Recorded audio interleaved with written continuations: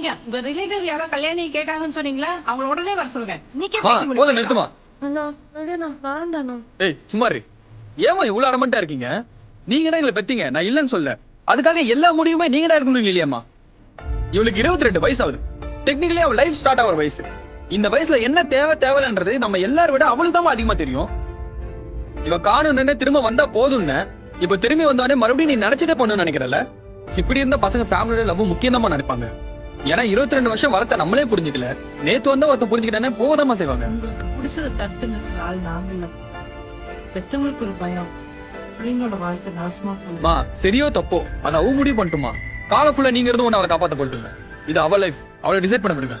ஆனா அதுக்கும் மேல அவருக்கு என்ன ஒரு பிரச்சனை வந்துச்சுன்னா ஒரு அண்ணனா சாகுற வரைக்கும் நான் கூட இருப்பேன். ஜோசிட்டுக்காக இல்லடி.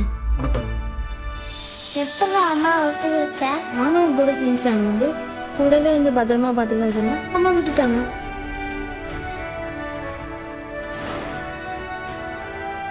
யோசிமா, உனக்கே புரியும்.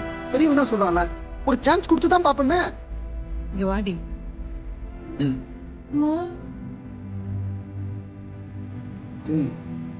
நீ லவ் பண்ணதெல்லாம் எனக்கு எந்த விஷயம், ஆனா வீட்டுக்கு போக நினைச்சதா